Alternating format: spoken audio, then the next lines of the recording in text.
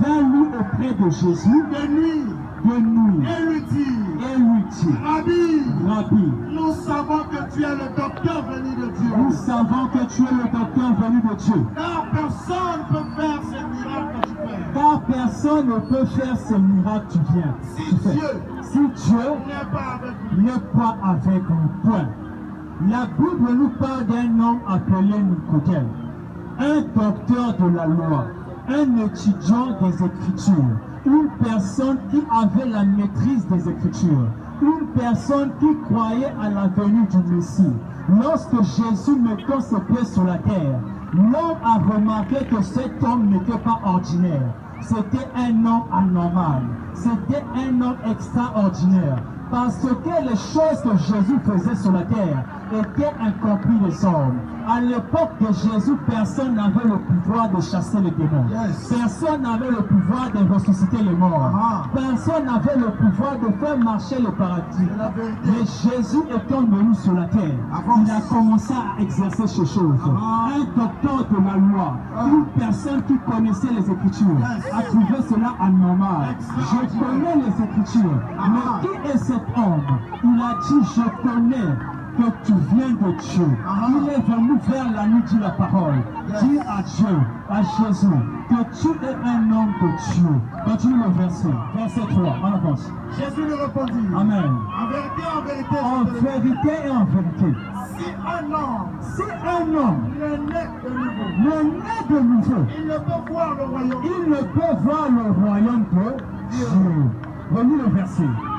En vérité, En vérité, en vérité, je te le dis. je te le dis. Si un homme ne naît de nouveau, Si un homme ne naît de nouveau, si un homme ne naît de nouveau, avance. il ne peut voir le royaume de Il Dieu. ne peut voir le royaume de Dieu. Pose la question à ton voisin. Est-ce que tu es né de nouveau?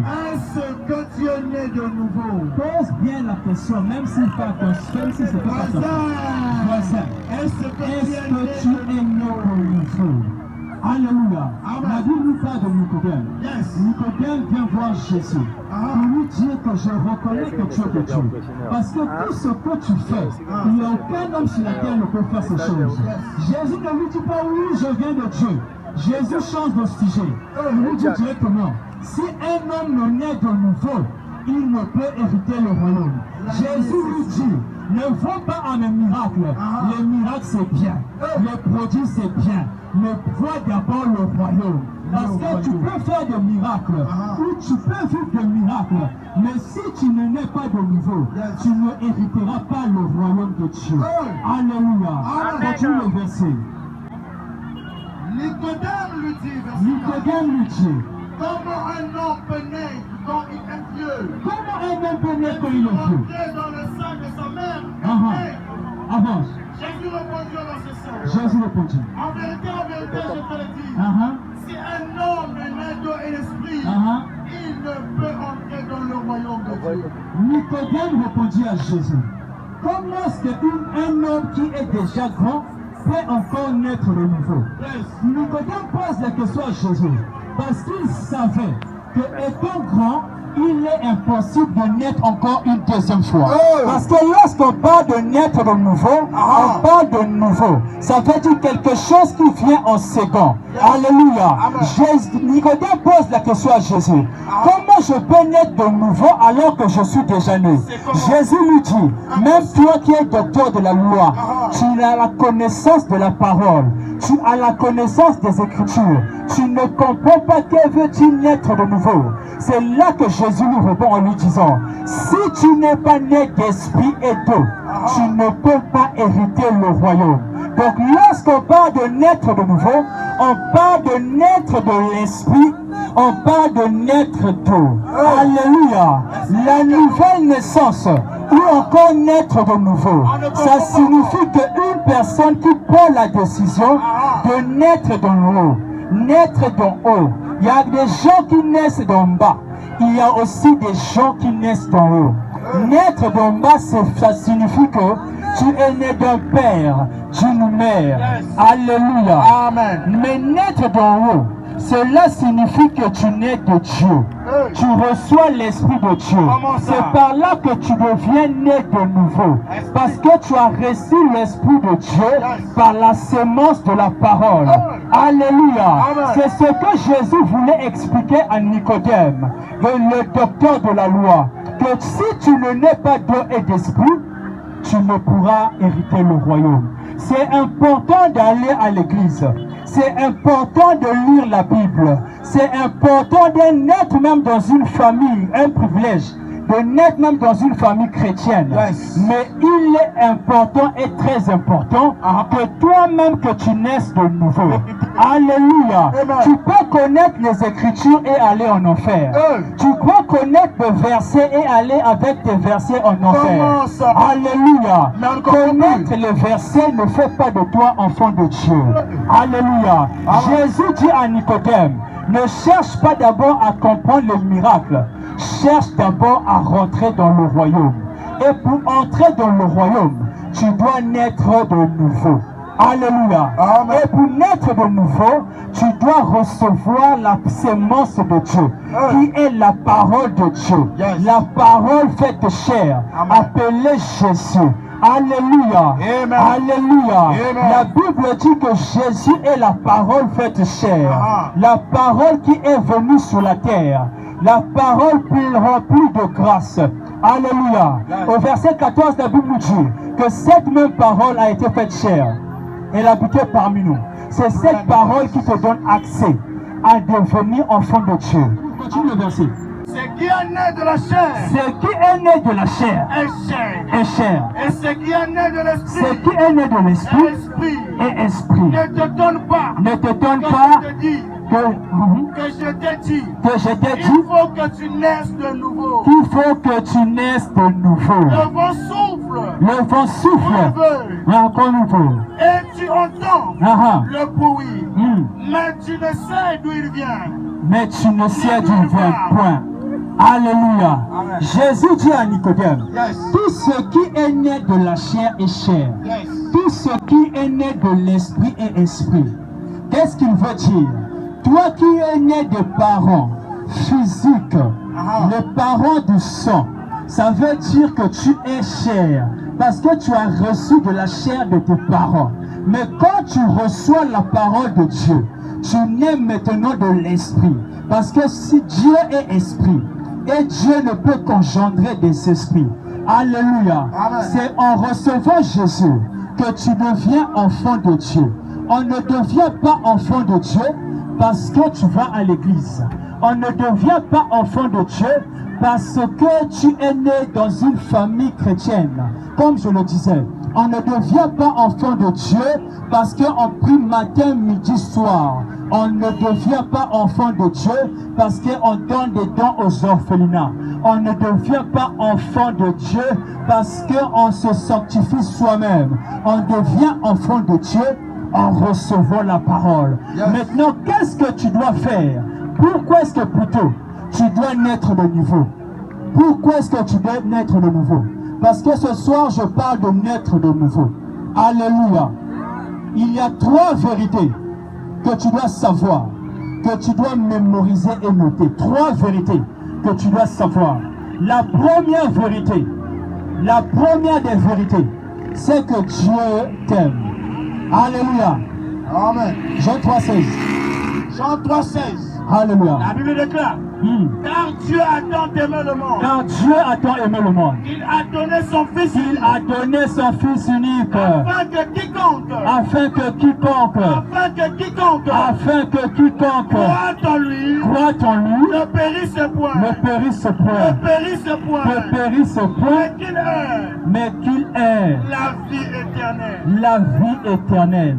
La première de vérité qui doit t'emmener, qui doit te pousser à naître de nouveau. Cette première vérité, c'est de savoir que Dieu t'aime.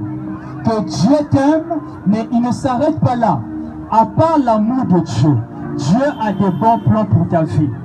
Dieu a des bonnes choses à faire avec toi.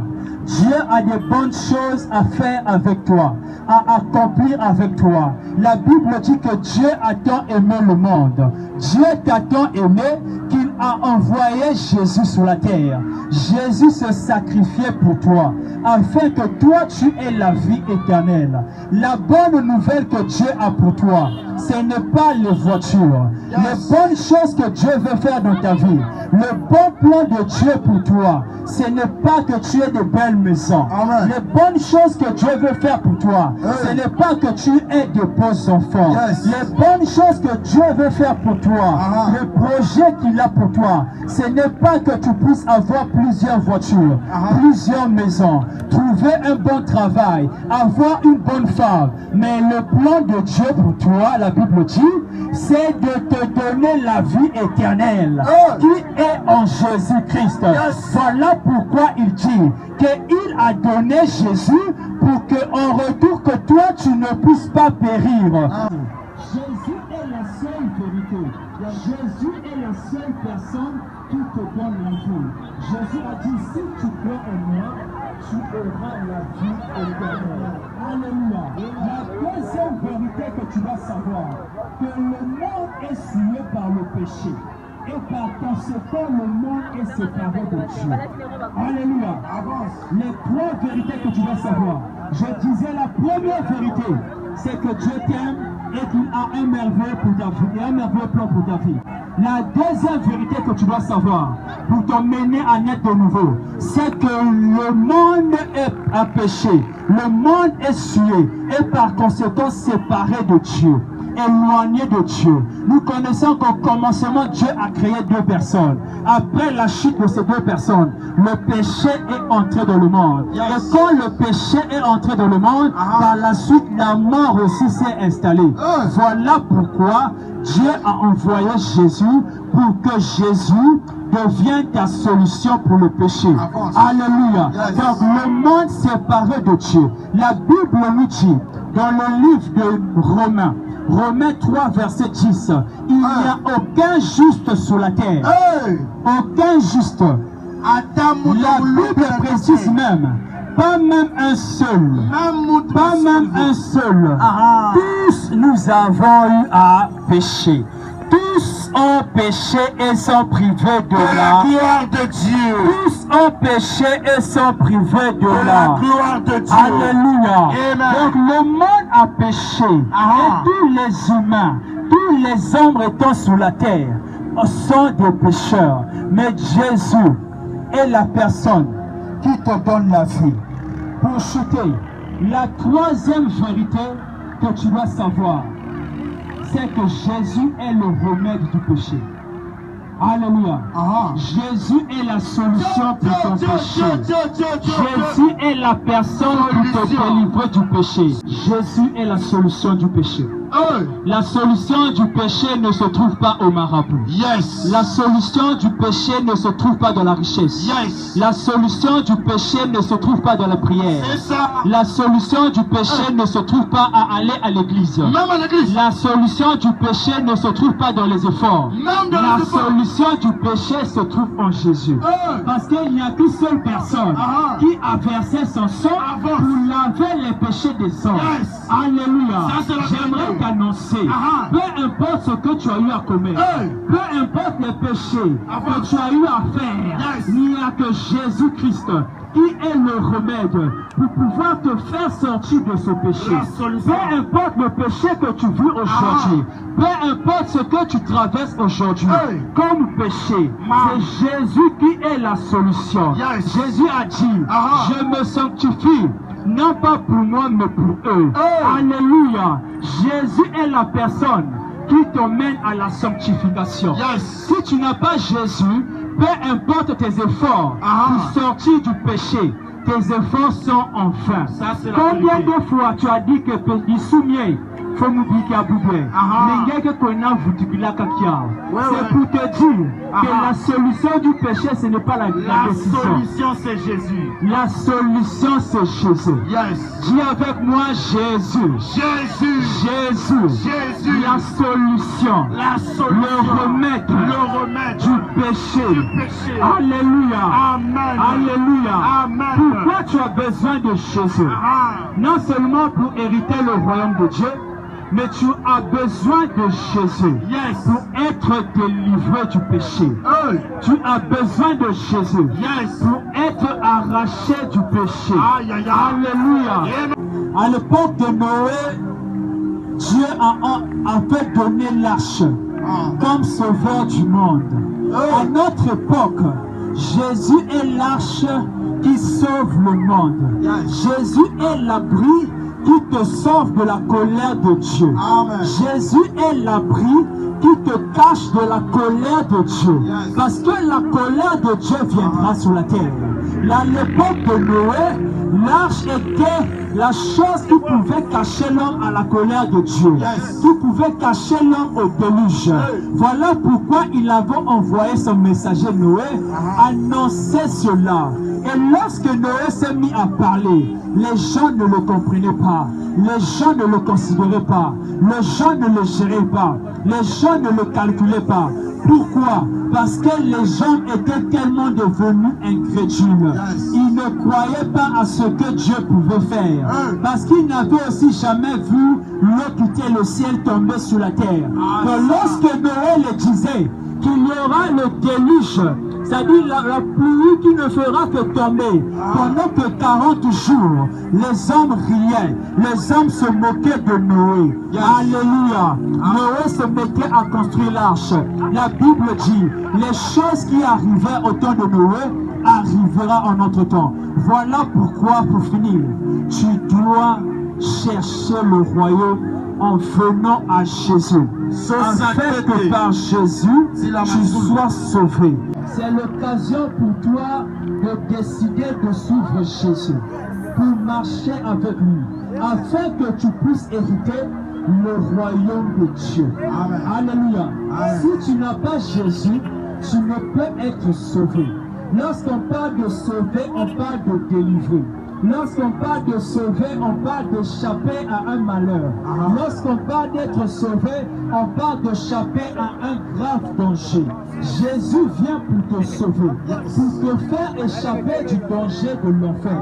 Parce que l'enfer est réel, l'enfer est vrai, l'enfer est réel. Tu n'as pas besoin de goûter pour savoir, mais laisse-moi te dire que la parole de Dieu ne passera jamais. Alléluia. Nous allons prier ensemble pour toi qui veux venir à Jésus, qui veut prendre la décision de marcher avec lui. Tu vas juste prier au fond de ton cœur. Tu vas juste tenir ta poitrine et on va prier ensemble. Alléluia. Amen. Tu vas dire, Seigneur Jésus, j'ai écouté ta parole. Je décide de venir à toi. Tel que je suis, avec mes défauts, avec mes fautes, je t'accepte dans ma vie comme mon Seigneur et mon Sauveur. Voilà pourquoi je prends cette décision. Je crois que tu es mort et ressuscité pour moi. Alors je te reçois comme mon Seigneur et mon Sauveur. Écris mon nom dans le livre de vie, afin que j'ai part à l'héritage de Christ.